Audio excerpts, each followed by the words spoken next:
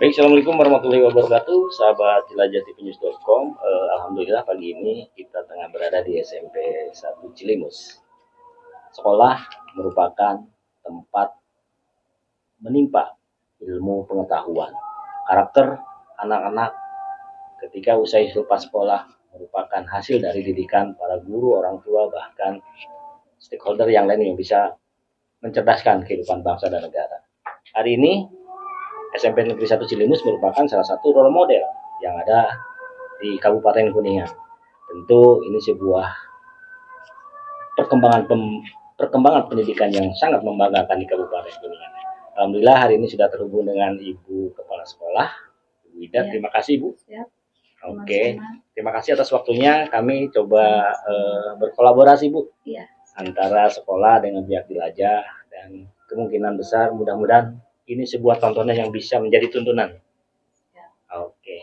Sebelum melanjutkan ke informasi selanjutnya, tentu kami ingin mengetahui Ibu Ida ini sejak kapan hadir di sekolah SMP Cilimus? Ya. Sesuai SK definitif, saya ada di SMP Negeri 1 Cilimus itu di bulan Juli tahun 2021. Iya. Berarti sudah hampir 4 tahun. 4 tahun? Ya, okay. Hampir ya. Dan ini kan kalau dilihat dari secara kegiatan, perkembangan, kemajuan, sekolah SMP ini menjadi role model. Kira-kira kiat-kiatnya apa bisa Ibu sampai mengarah ke role model untuk SMP lain?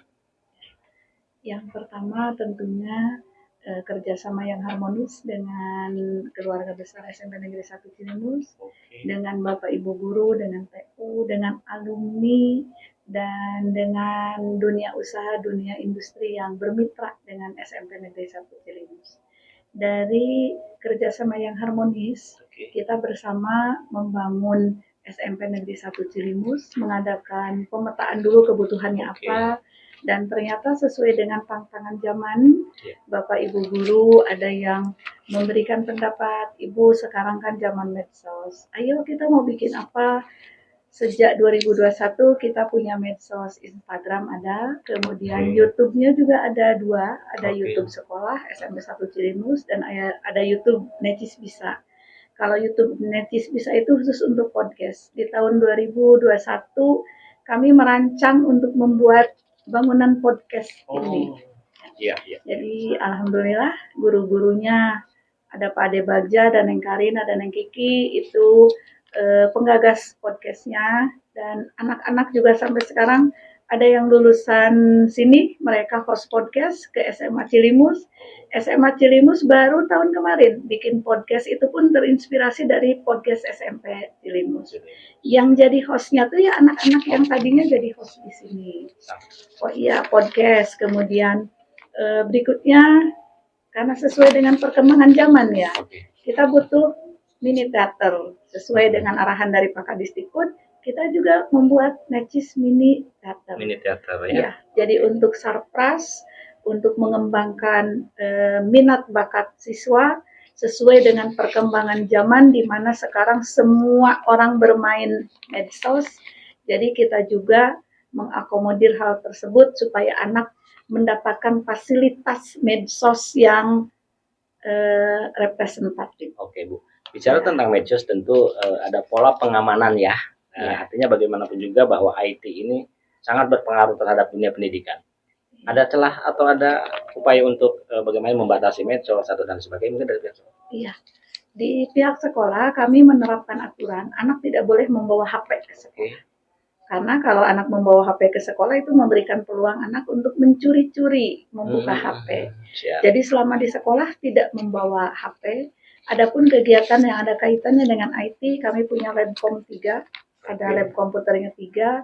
Kemudian ketika ekstrakurikuler, ada ekstrakurikuler podcast jurnalis, itu anak-anak dibantu di sini untuk public speakingnya seperti apa. Kemudian anak juga bisa mengedit video.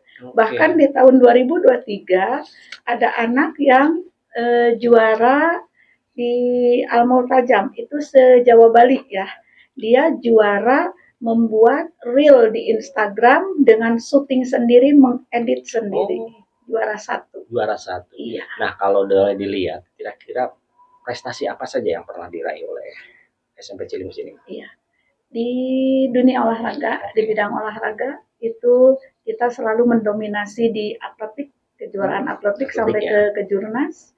Kemudian futsal juga setiap tahun kita kalau tidak juara satu ya juara dua untuk putra putrinya. Yang terakhir asosiasi futsal kabupaten putrinya juara dua tingkat kabupaten. Ya, kami kalau SMP 2 Kuningan. Runner up. Sedikit kita bergeser ke hari ini kan tengah berlangsung, besok itu tanggal 20 ada pelantikan gubernur dan wakil gubernur, bupati dan wakil bupati.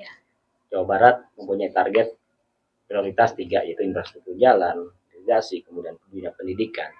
Bagaimana menyambut dunia pendidikan di era bupati terpilih hari ini? Kira-kira siap-siap apa yang akan dituangkan di pendidikan? Untuk SMP 1 Cilimus, kita tidak hanya mendidik anak untuk cerdas secara akal, tapi anak juga dididik untuk cerdas berkarakter. Jadi karakternya juga kita munculkan. Kami ada beberapa kegiatan untuk pembentukan karakter siswa. Yang pertama ada jam ke-0. Jam ke-0 istilahnya. Jam ke-0. Anak masuk tuh jam 6.45 sudah berada di lingkungan sekolah. 15 menit kita kondisikan anak. Kalau kegiatannya di lapangan, kita di lapangan. Seperti pentas seni, literasi, olahraga itu di lapangan. Kalau kegiatan Asmaul Husna setiap hari Rabu, Jumat untuk yasinan, sholawatan itu tempatnya di masjid dan pelataran masjid. Jadi pagi hari sudah dibentuk dengan berbagai macam penumbuhan karakter di jam ke-0 itu. Berikutnya, dalam keseharian, setiap pergantian jam pelajaran, anak dibiasakan untuk murojaah, membaca surat-surat pendek, juz 30. Minimal dalam sehari itu mereka 3 kali membaca surat pendek, dalam 1 minggu suratnya sama, jadi seminggu sekali suratnya berbeda. Itu untuk mengisi batin mereka, batin anak-anak. Karena tidak hanya fisiknya saja, batinnya juga perlu asupan. Asupannya dengan jam ke-0 dan dengan murojaah. Kemudian sholat duhur bagi kami wajib di sekolah. Pelaksanaan sholat duhur wajib di sekolah di sini. Kemudian untuk kegiatan fisik yang lainnya, ekstrakurikuler jalan di sini. Berbagai macam ekskul ada. Contohnya ekskul seni. Itu kemarin FLS 2N juara harapan dapat. Kemudian ekskul seni tari kita juara kedua tingkat kabupaten dan maju ke tingkat provinsi di ajang FLS 2N. Gitu. Iya. Bu, terkait dengan apa yang sudah diberikan hari ini terhadap anak-anak, tentu ada motivasi ya. Artinya bagaimana Ibu bisa menciptakan seperti itu? Sejauh itulah. Iya. Jadi modal dasarnya pertama saya itu alumni dari SMP Negeri 1 Cilimus. Saya angkatan 85 ya. Sebagai alumni ada ikatan yang sangat kuat, ada chemistry ke sekolah dan punya tanggung jawab yang besar ingin menjadikan SMP 1 Cilimus itu sebagai sekolah yang cerdas tidak hanya lahir tapi batin juga, yang memiliki anak-anaknya memiliki karakter, memiliki adab yang bagus. Itu dorongan utamanya itu. Bimbingan rohani? Ada, ya. Bimbingan rohani di sekolah ada. Dengan komite kita dekat, dengan para ulama juga. Dan kita selalu mengadakan kegiatan-kegiatan yang istilahnya untuk mencas batin guru-guru dan anak-anak. Ya. Seperti hari ini pun kan itu sudah 3 tahun berjalan. Setiap menjelang Ramadan itu ada kegiatan menyambut Ramadan dan isinya di dalamnya ada santunan untuk anak yatim. Ini kolaborasi antara Bapak Ibu Guru TU, alumni, orang tua siswa, dan donatur yang lainnya. Bersatu untuk memberikan kemanusiaan ya. Iya. Kembali ketika sebuah sekolah ini sedang menaiki jenjang tangga yang lebih baik, tentu ada tantangan dan halangan. Kalau boleh tahu, apa yang menjadi kendala? Ya, pasti ada kendala, ada faktor internal, ada faktor eksternal. faktor internal kadangkala kan dengan jumlah guru TU yang hampir 70 di sini ya. Pasti ada saja yang kadang tidak sepaham. Tidak sepahamnya bukan berarti mereka menolak mentah-mentah dan lain-lain, tidak. Tapi belum paham apa sih tujuannya, apa sih maksudnya apa. Dan tingkat daya cerna dari Bapak Ibu guru TU itu kan beda-beda. Nah, untuk yang mungkin agak telat paham, itu saya melakukan pendekatan personal ya. Iya. Dan setelah dijelaskan maksudnya apa, bagaimana, alhamdulillah sampai sekarang kendala internal tidak ada. Bisa dilewati lah ya. Bisa dilewati, nggak ada. Dan kompak luar biasa untuk seluruh guru TU yang ada di SMP 1 Cilimus. Kalau faktor eksternal, kadang ada saja yang tidak suka. Kadang ada juga orang tua yang buat apa sih ini gitu. Tapi ya saya menggandeng komite lagi. Setiap mau mengadakan kegiatan, saya selalu mengundang perwakilan. Karena kalau semua kan 1063 nggak muat ya. Jadi perwakilan orang tua kita kumpulkan. Kita jelaskan lagi detail. Maksudnya kemana, tujuannya apa. Dan kita berupaya amanah. Dan itu alhamdulillah. Kendala-kendala seperti itu tidak banyak. Tidak banyak ya. Kalau dari kehadiran siswa itu sudah sampai berapa ratus hari ini? Kalau kehadiran siswa, alhamdulillah kehadiran siswa itu bisa dikatakan maksimal karena kami punya kegiatan, punya pola. Setiap hari itu guru piket jam 7 anak masuk kelas ya. Langsung mendata siapa siswa yang tidak hadir. Kalau misalkan siswa tersebut alpa tanpa keterangan, wali kelas langsung menelpon orang tuanya. Kemana nih? Apakah dari rumahnya berangkat nyampe sekolah enggak? Pengawasan ya? Iya. Apakah anaknya sakit tidak keburu menulis surat? Dan kami tidak menerima izin via WA. Karena apa? Kalau via WA itu bisa saja anak menggunakan HP orang tuanya atau disalahgunakan gitu ya. Jadi tidak bisa via WA. Harus orang tuanya langsung via telepon orang tuanya yang ngomong, jangan anak. Atau orang tuanya membuat surat. Dan kita akan teliti suratnya. Kalau ini meragukan tulisannya apa, telepon langsung orang tuanya. Berarti memang seketat itu ya? Iya. Oke Bu, kepala sekolah itu bagaikan seorang nahkoda dalam membawa perahunya mau berlayar tujuan kemana. Iya. Kira-kira SMP 1 Negeri Cilimus ini mau dibawa kemana gitu ya. Ke depannya? Kami berkomitmen semuanya karena ini sekolah tertua kedua setelah SMP 1 Kuningan di Kabupaten Kuningan. Kita berdiri di tahun 1956 ya. Dan sekolah ini termasuk sekolah yang favorit. Setiap tahunnya dibanjiri oleh pendaftar, kita juga kewalahan ya.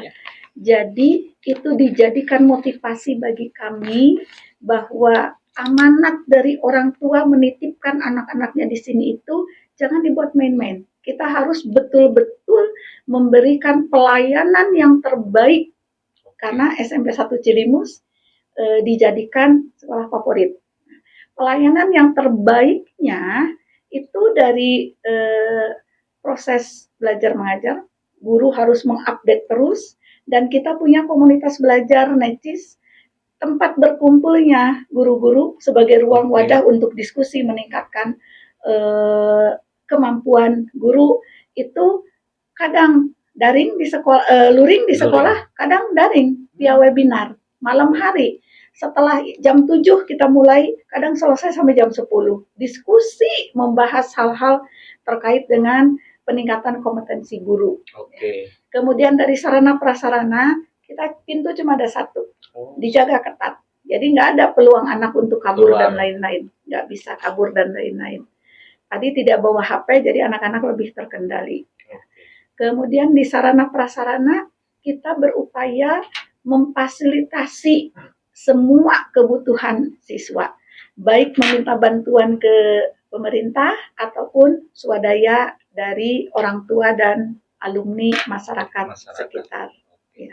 Bu, satu lagi tadi kita sudah sempat saksikan ada teater mini ya. Iya. Artinya kalau boleh tahu teater mini itu yang berhak melihat siapa saja Bu, selain dari saya? Ya. Itu Necis Mini Theater merupakan perpanjangan dari Mini Teater Edukatif Puspa dan Toksil yang punya Disdikbud ya. Ini perpanjangannya. Jadi segala macam polanya kita mengikuti dari MTF Puspa dan MTF Toksil ya. Pak Kadi sudah memberikan surat izinnya, kita ada di sana surat izinnya. Jadi pesertanya pertama anak sekolah kita itu mau wajib setiap hari di jadwal jam terakhir satu kelas itu masuk ke sana. Jadi 30 hari sekali anak pasti masuk ya. Selain anak kita, juga anak sekolah TK, SD, SMP sekitar wilayah utara itu ke sini datangnya. Barusan tadi ada dari SMP 2 Pancalang kunjungan ya. Kemudian orang tua siswa.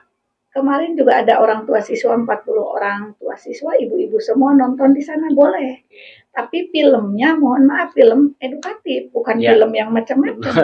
Film parenting, jadi orang tua paham, begini. Pendidikan karakter ya. Iya, itu.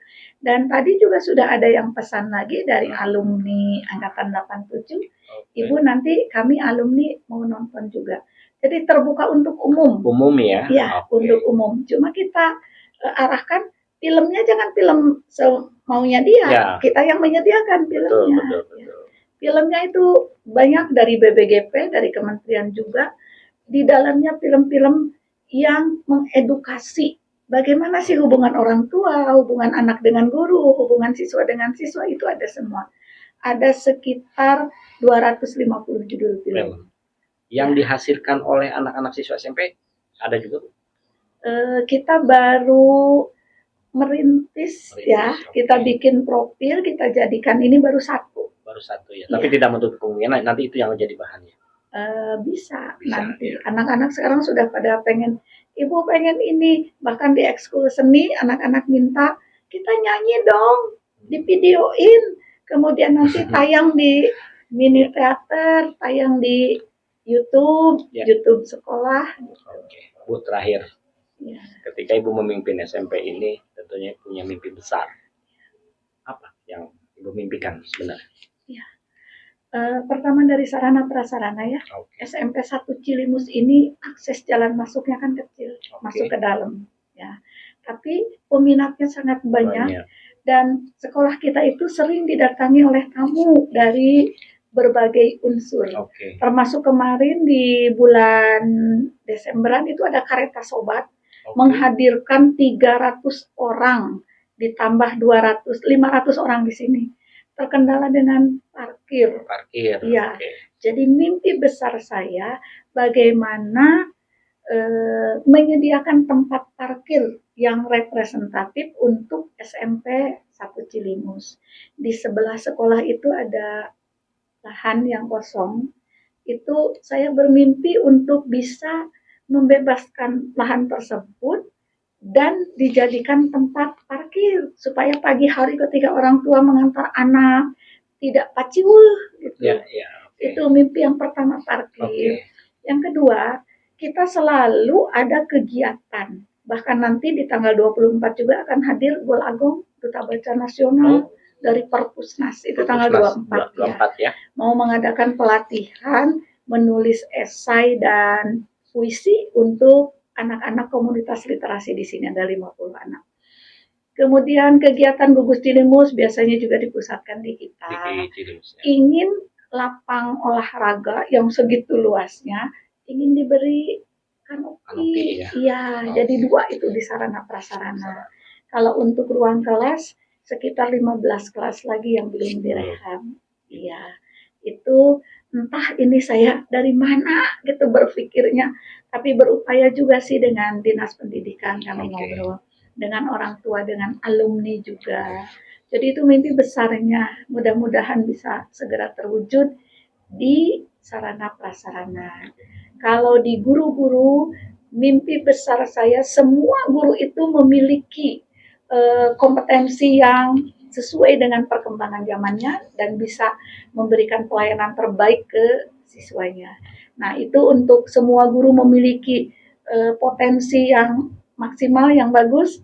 Saya bekerja sama dengan berbagai pihak mengadakan pelatihan-pelatihan, baik daring maupun luring. Bu, satu lagi. Ya. Harapan buat Pak Gubernur Jawa Barat dan juga Bupati terpilih Kuningan terhadap sekolah. Ya. Semoga Pak Dedi bisa merealisasikan mimpi besar saya, memberikan bantuan khususnya di bidang sarana prasarana untuk pembuatan lahan parkir dan pembuatan kanopi di lapangan. Untuk Pak Dian, kami keluarga besar SMP Negeri 1 Cilimus mengucapkan selamat mengemban amanah.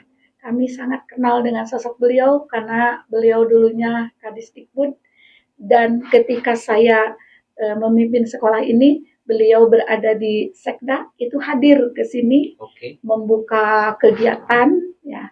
Dan harapan saya untuk Pak Dian bisa menjadi motivator ulung bagi kami, kemudian memperhatikan kami, dan seperti layaknya anak ke bapak gitulah. Bapak bisa memperhatikan kami, memotivasi kami, dan Bapak bisa melihat kebutuhannya apa, dan kami mohon mungkin Bapak juga bisa merealisasikan kebutuhan-kebutuhan sesuai dengan budget yang ada di Kabupaten Kuningan. Itu yang yang kami harapkan. Baik, mudah-mudahan Gubernur Jawa Barat mendengar dan Bupati Kuningan juga sempat menonton ini. Tentu ini adalah harapan besar dari dunia pendidikan di Kabupaten Kuningan. Cahaya yang besar di sebuah kota berkat adanya lilin-lilin dari desa. Pendidikan merupakan sarana penunjang bagi kecerdasan kehidupan bangsa dan negara. Untuk itu, terima kasih atas tontonan ini. Mudah-mudahan dunia pendidikan Kabupaten Kuningan dan dunia pendidikan Jawa Barat bisa sesuai dengan harapan generasi semua pihak yang ada di Indonesia. Terima kasih Bu atas partisipasi waktunya. Mudah-mudahan ini bisa menjadi sebuah tuntunan yang bisa direalisasikan. Begitu kami dari jelajahwisatanews.com. Terima kasih atas partisipasi Anda. Assalamualaikum warahmatullahi wabarakatuh.